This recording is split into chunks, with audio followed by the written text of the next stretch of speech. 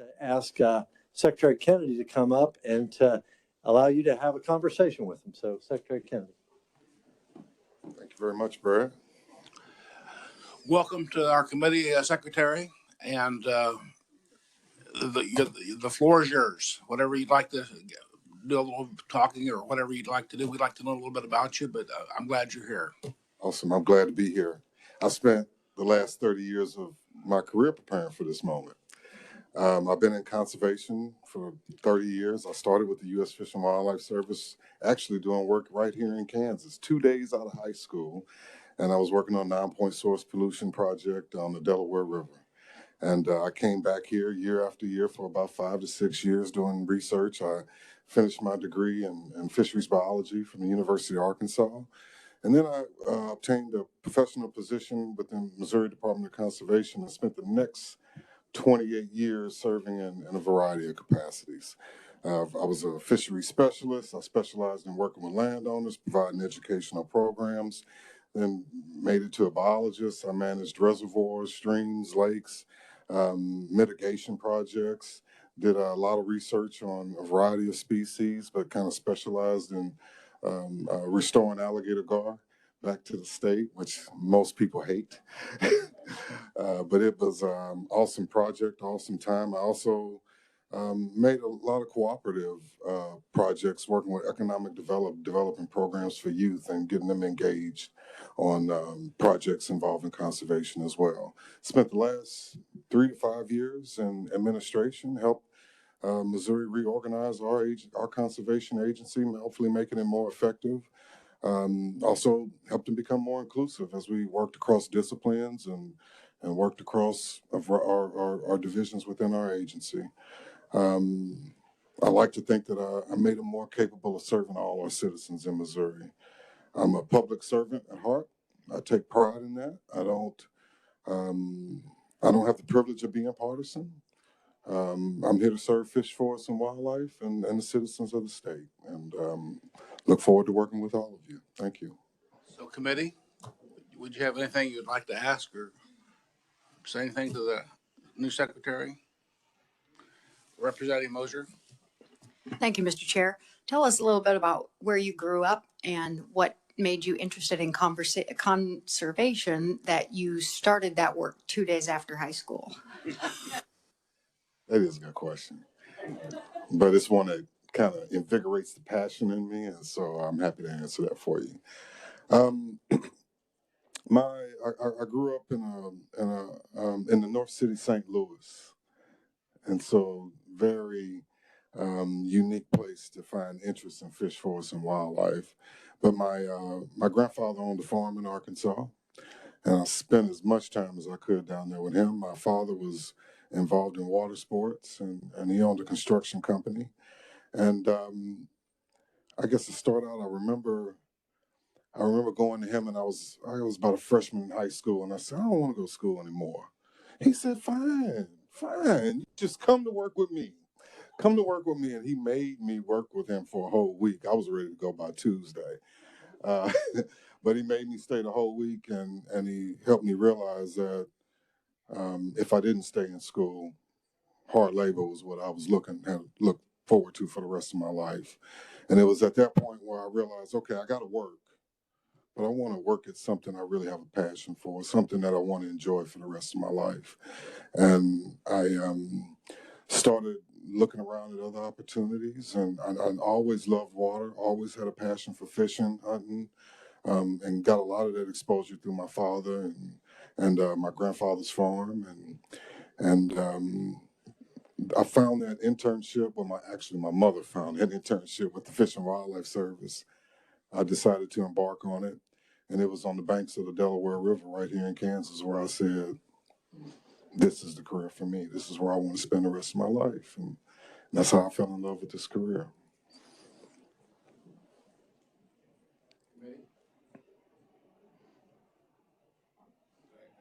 Representative Curtis.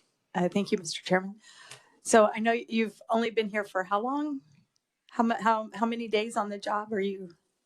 4. 4. 4. And it's been a busy 4. I bet. Yeah, this is a whirlwind, I'm sure. Can you share with us anything like that you're particularly excited for or looking forward to as you start this new job here in Kansas? Well, I got to be honest. The first thing when I look at what the department has been able to do for its citizens here in Kansas, I'm pretty amazed. I come from a state where we had a lot of resources and a lot of state support. We had double the staff, we had double the funding. And when I look at what the Kansas Department of Wildlife and Parks has been able to do with the limited funds and the limited staff that they have, I think you should be very proud. And that's, at least that's the way I feel right off the bat. I'm very proud. And I wouldn't want to do anything that would stifle the staff's ability to continue doing the good work that they're doing, because they truly are doing a lot. They're managing a lot with very little. Things I hope to accomplish while here, I hope to inspire teamwork. I think you've got great staff in place, but your agency's ability to do well cannot be based on great staff. It's got to be based on repeatable policies and strategies that span beyond my time, that spans beyond you all's time, that spans beyond my staff's time. And so I look forward to hopefully creating more policies that allow us to move forward in the future, be able to be more defendable of our budget, of the work that we do, and all, while garnering citizen support at the same time.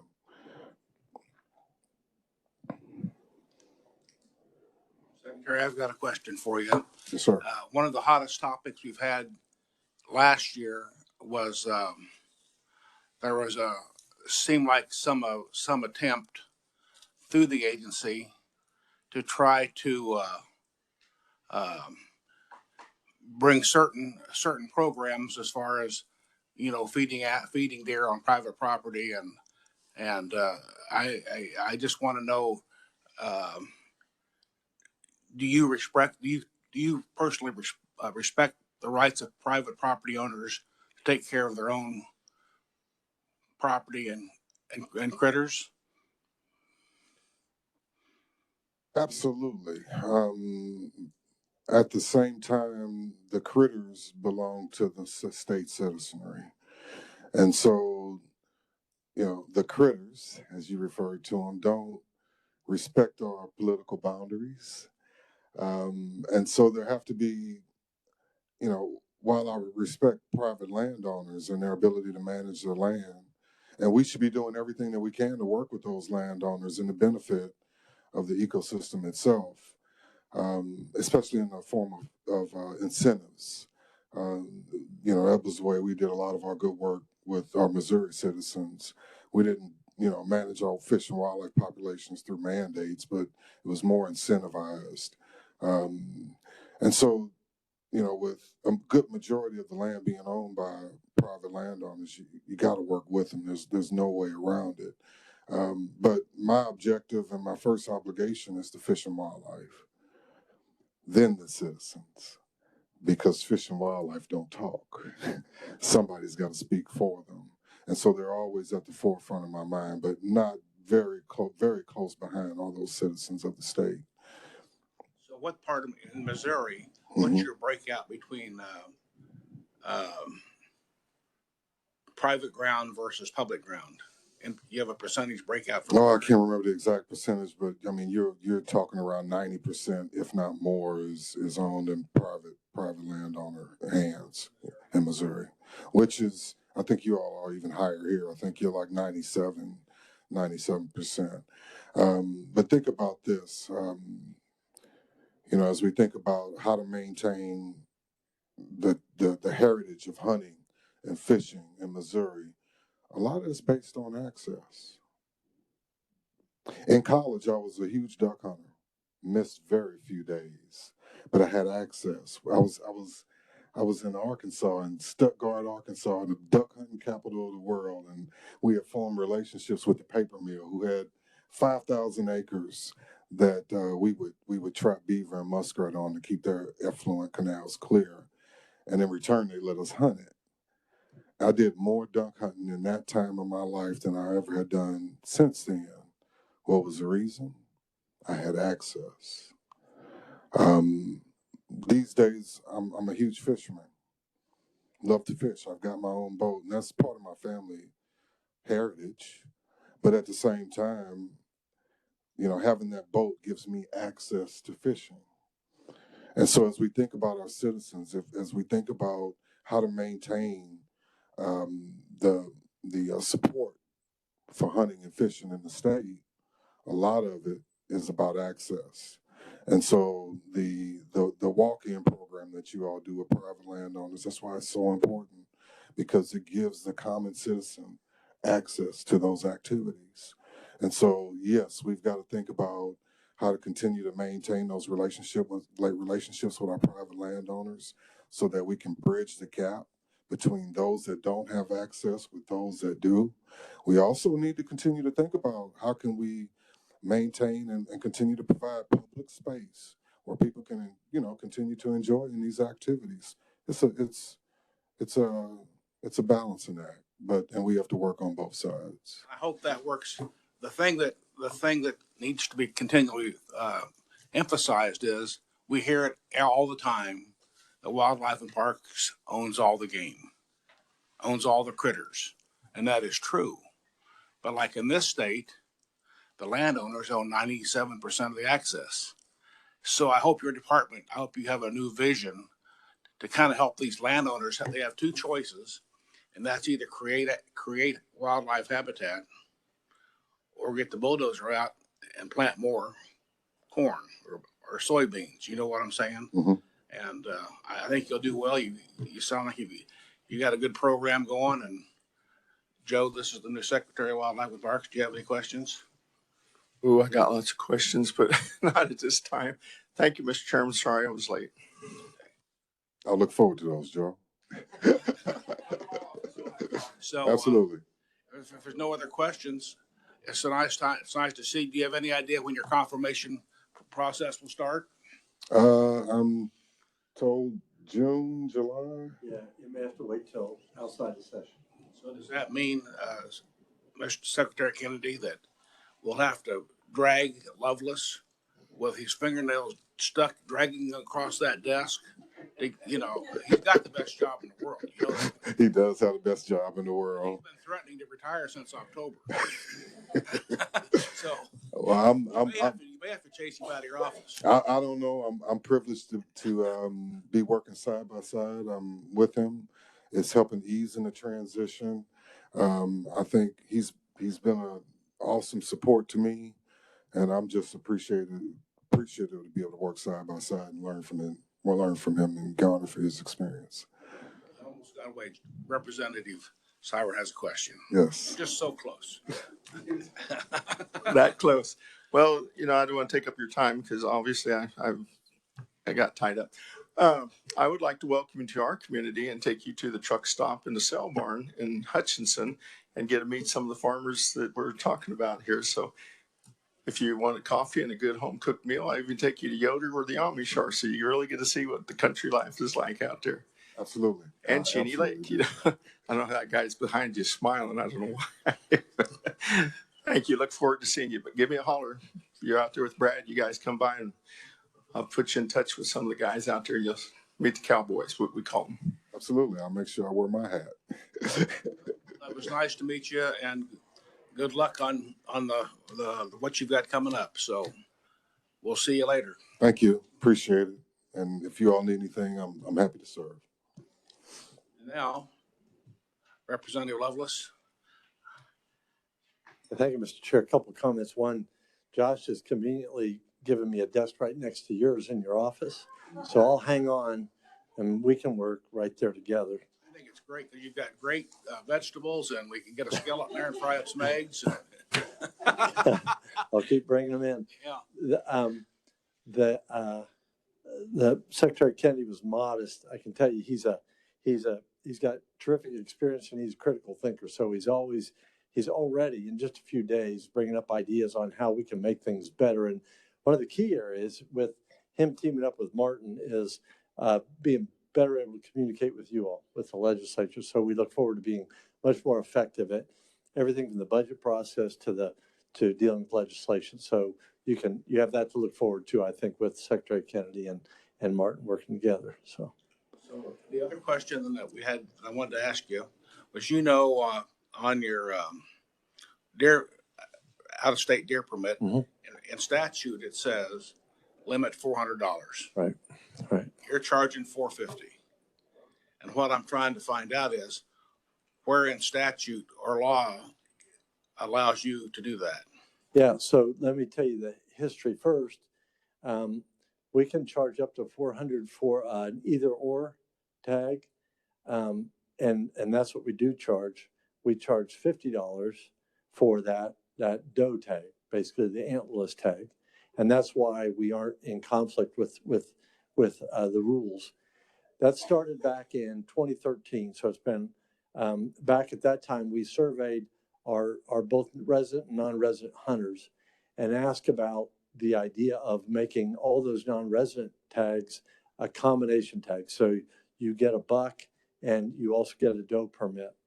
And 82% of people were either strongly in favor or in favor of that. So it was a really overwhelming support for that idea. So at that time, we shifted and we sold non-resident buck tag for $300 and the non-resident doe tag for $15. The reason why we wanted to do that, there's a couple reasons, but the primary one was, as we talk in here a lot, is our population is very healthy, and to maintain it at that top level, you always have to keep harvesting those does. The challenge with that is people come in from out of state, not to shoot a Kansas doe, but to shoot a Kansas buck.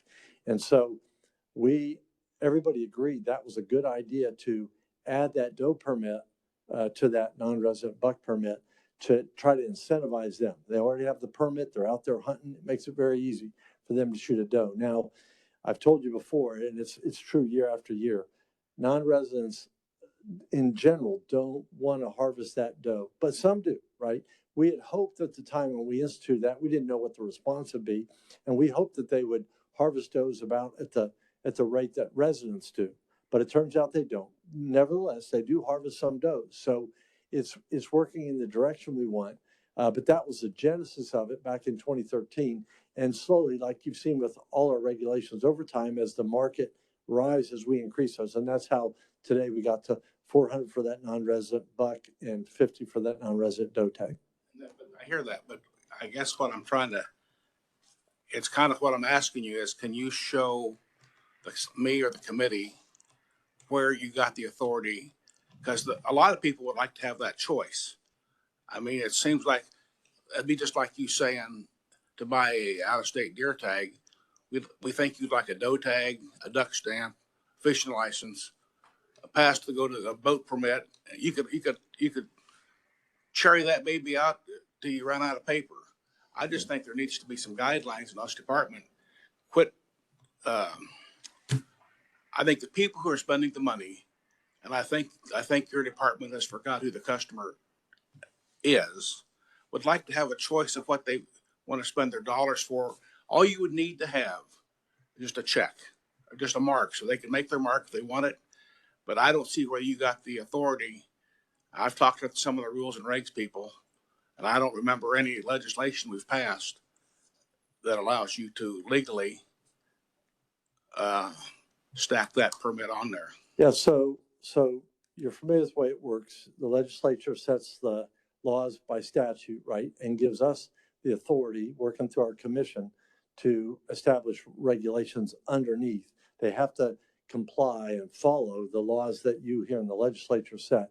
So that's our authority, and the commission's authority set those regulations as long as we stay under those caps. So each time, 2013, 2016, 2023, each time we changed that, that was part of the public process, multiple public meetings where everyone's invited to weigh in, right? So each time we went through that, and each time the conclusion was clear that that was the best advice, and based on that original survey data. So I would disagree with you that we don't understand what the customer wants, because we advertise people. This is the way it works.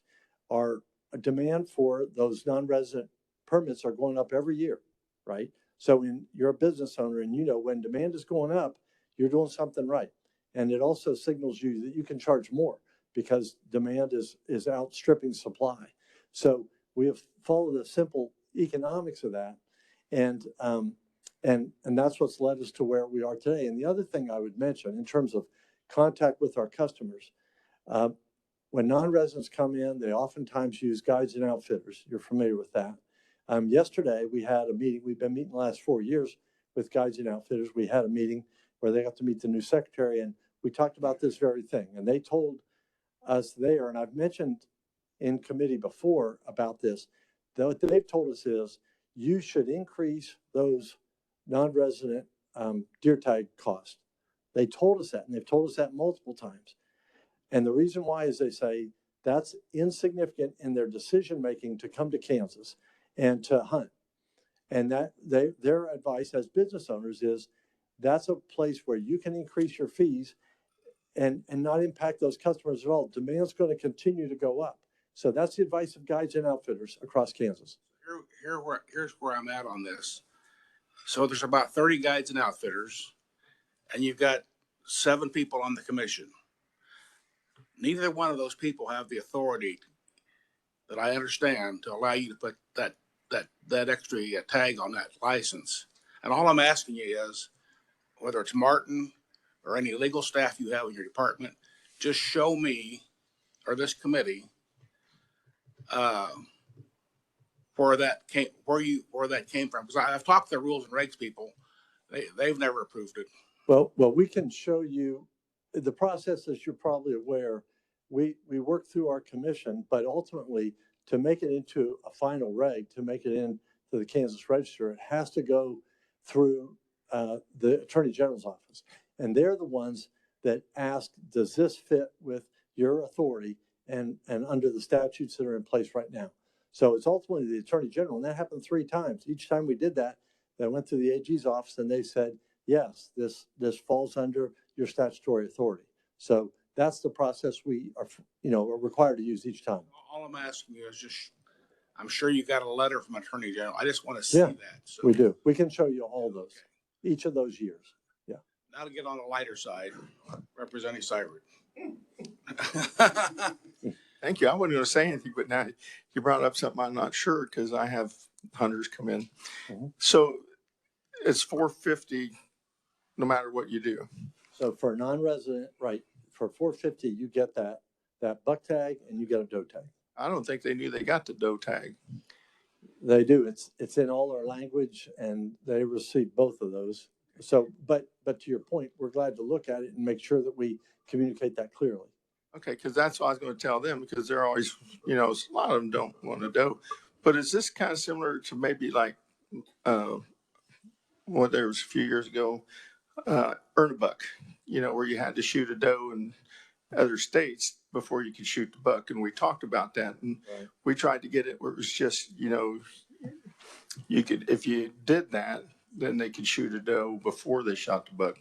Right. And if not, they still pay the same price. But yeah, it's a program we've talked about multiple times. And the logic against it is right, as Chairman's pointing out, when we require them to buy that doe tag with the buck tag, we're obviously encouraging them to take a doe, but we want to give them the freedom to take that when they want. The earn a buck tag means you have to shoot that doe first. And from being a hunter that when you're in that stand, if you have that buck you've been waiting for coming up, you don't want to have to pass him up, shoot a doe, and then hope he comes back sometime when things settle. So this just gives them more flexibility. We're hoping the outcome's the same, but we don't require it. At some point, we may agree together that that's where we need to go to require that. But right now, we aren't at that point yet to recommend that. But there's no choice, and it is $450, right? Okay. With their permit, they get both. And they get two for one. Correct. Okay. Correct. Well, the first doe we always shoot, it just wounds it. Unfortunately, he runs off, so you can't track it. What? Okay. Is that recorded? I want. Yeah. So does anybody have any further questions for Secretary Lovelace?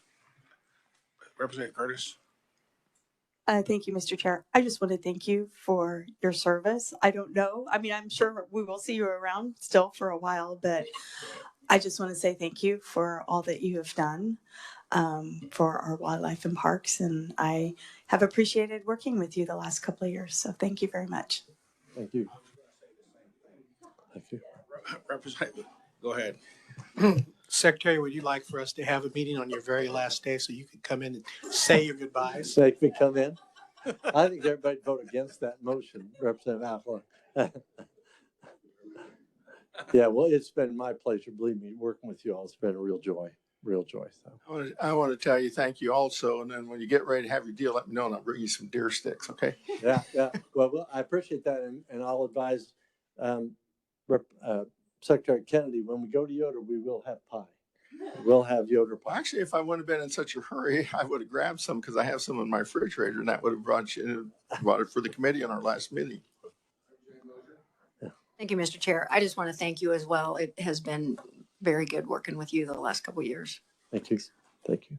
So you won't have to tell us yet. I know you'll be back here as a lobbyist because I know you love this place, and I can give you a couple of good firms who are looking for some real good talent. They're already paying me. Right? No, I'm just joking. Is that recorded? Oh, anyway. Was that recorded? Okay. Thank you. Anyway, I want to thank you. It was nice meeting you, Secretary Kennedy, and we'll catch you all later. We're adjourned. Thank you.